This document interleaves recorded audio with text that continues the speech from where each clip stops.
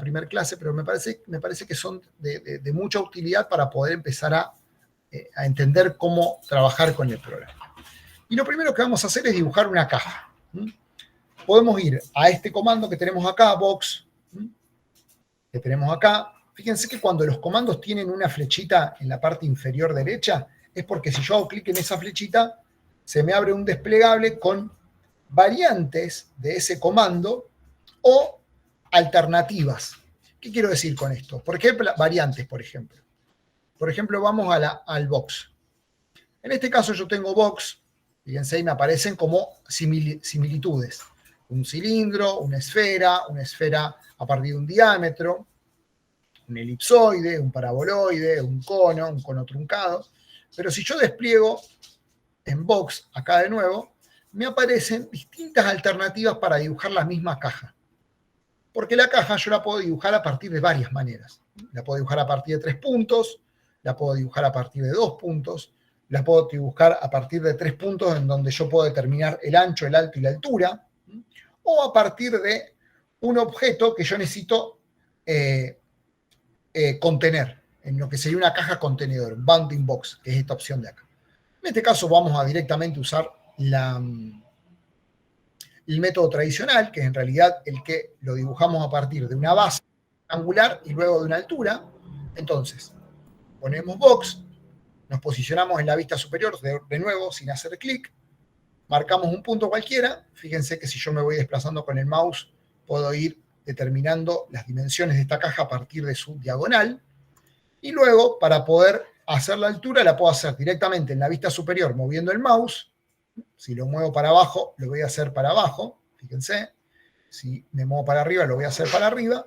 Pero también lo puedo hacer en la vista en perspectiva, o en la vista lateral derecha, o en la vista frontal, siempre logrando el mismo resultado. Una vez que yo estoy acá, yo puedo darle esta altura a partir de haciendo clic en la pantalla, que sería la forma más común, o la forma más fácil, o directamente tipeando un valor.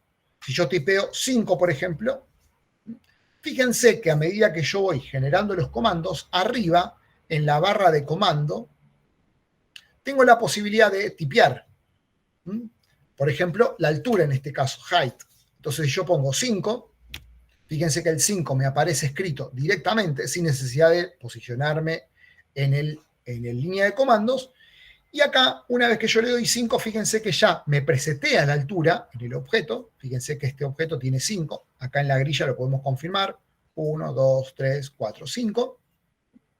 Y me permite ahora elegir en qué sentido quiero darle esos 5, si para arriba o para abajo.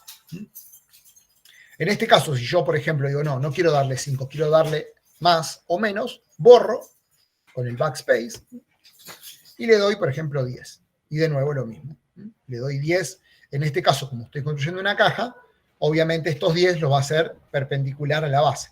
Entonces les doy 10, le doy Enter y ahí me quedó mi caja compuesta de una base de una determinada dimensión, que en este caso no controlé, pero podría haberlo hecho, y una altura, en este caso de 10 unidades.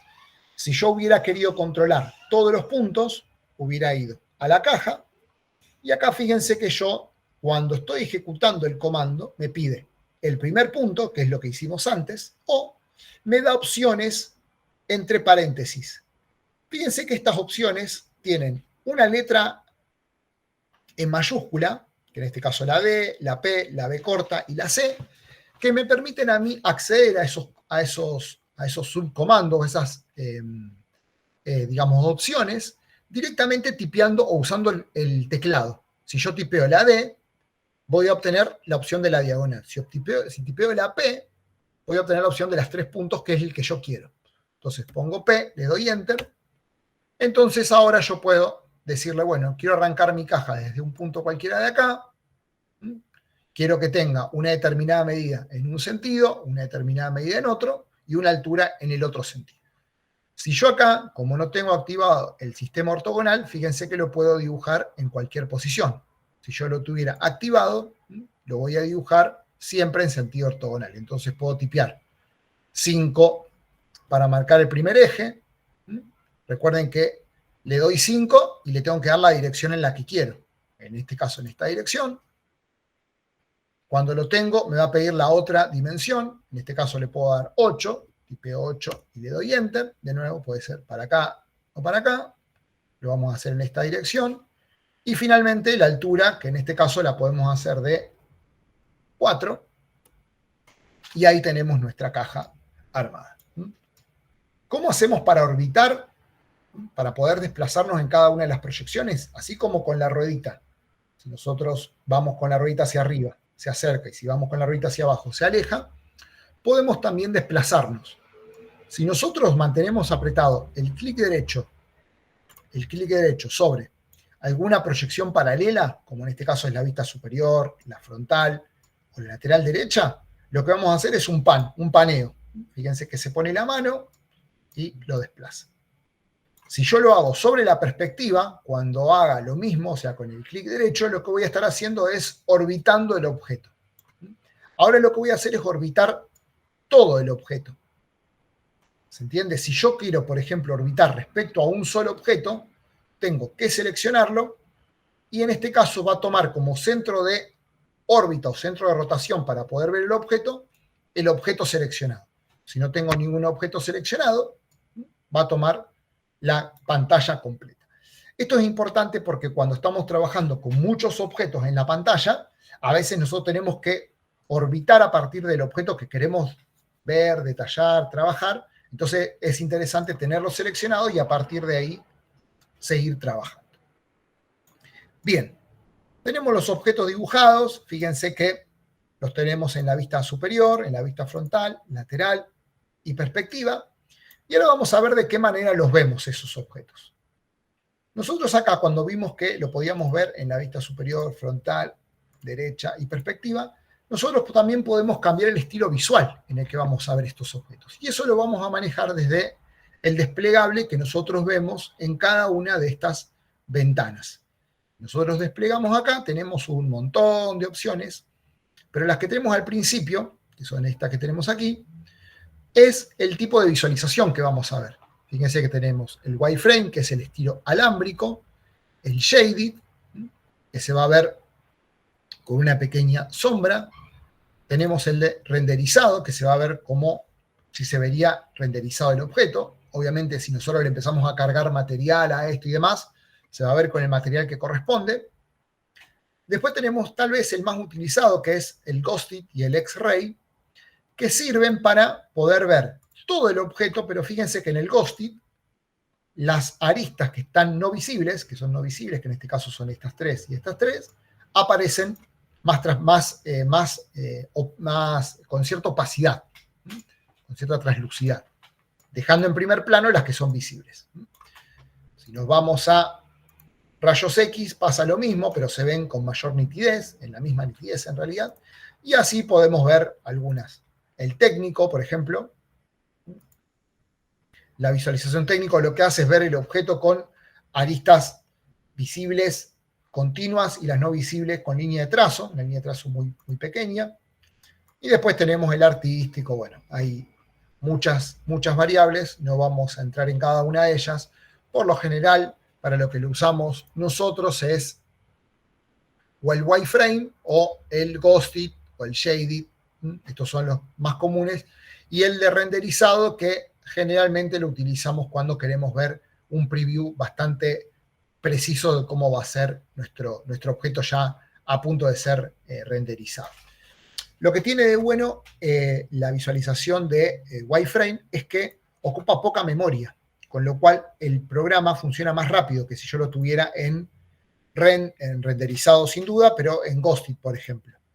El programa, ahora porque tenemos pocos objetos, pero cuando empecemos a tener cada vez más objetos, el programa se va a ir haciendo cada vez más lento y va a ser más difícil visualizarlo con cierta velocidad. Entonces, uno tiene que estar midiendo a ver cuándo lo utilice y cuándo no. Si estamos trabajando con objetos poco complejos, hasta te diría el modelo de una vivienda, lo podemos tener en ghosted y no va a tener ningún problema. Pero si empezamos a trabajar con conjunto de vivienda, con sectores de ciudad, ahí conviene a lo mejor trabajarlo con wireframe, con estilo visual alámbrico, y dejarlo acá que va a funcionar mucho más rápido el programa. Esto lo podemos acotar o lo podemos aplicar a cada una de las vistas de manera individual. No lo podemos aplicarlo a todas, podemos aplicarlo a algunas sí, algunas no. Eso va a ser dependiendo de cómo yo quiero que se vea. Así como lo manejé antes en perspectiva, lo puedo manejar también acá, a partir de, por ejemplo, acá lo puse en Ghosted, acá lo pongo en Shaded y acá lo pongo en, por ejemplo, en técnico, que se va a ver así. Eso lo puedo ir modificando en cada una de manera independiente, como dije. Vamos a dejarlo todo acá en wireframe para no perderlos. Bien, tenemos los estilos visuales. Vamos a ver ahora algunos comandos que tienen que ver con el trabajo con estas primeras, con estos primeros objetos. Para eso, vamos a ver los tipos de selección que tenemos. Nosotros tenemos varios tipos de selección en Rhino, muy similar a los que tenemos en AutoCAD, si saben usar AutoCAD. Nosotros podemos seleccionar básicamente de tres maneras. Una es haciendo clic sobre el objeto que seleccionamos. En este caso, hago clic sobre uno, hago clic sobre otro, y lo que tiene es que Rhino está seteado para que cuando selecciono algo, lo que tengo seleccionado se deseleccione. Eso lo puedo cambiar desde las opciones, ya vamos a ver cómo. Pero en realidad, si yo quiero seleccionar más de un objeto, lo que tengo que hacer es mantener apretado el botón Shift. O sea, si yo selecciono un objeto y quiero seleccionar otro, mantengo Shift apretado y selecciono el otro objeto. Y de esa manera me quedan los dos objetos seleccionados. Obviamente me doy cuenta que un objeto está seleccionado porque fíjense que los bordes se me tornan amarillos. Por eso a veces es importante no tener capas con objetos dibujados en color amarillo porque uno puede confundirse. Bien, esa es una manera de seleccionar, haciendo clic sobre el objeto. Para deseleccionar, escape, como casi todos los programas. La otra manera de seleccionar es, las otras dos maneras de seleccionar, es con una ventana gráfica, que es esta ventana que puedo abrir, como en este caso, de izquierda a derecha, y con una ventana que puedo abrir de izquierda a derecha, de derecha a izquierda, perdón. ¿Cuál es la diferencia? Fíjense que ya en el tipo de ventana, esta ventana cuando lo abro de izquierda a derecha, es una ventana que sus bordes son completos, son líneas continuas. Mientras que si lo hago del otro lado, los bordes son con línea de trazo. Eso es porque si yo hago una ventana de izquierda a derecha, o sea, en este sentido, la ventana va a seleccionar todo lo que esté completamente dentro de la ventana. Por ejemplo, si yo hago esta selección, me va a seleccionar el prisma más pequeño y el más grande no, de esta manera.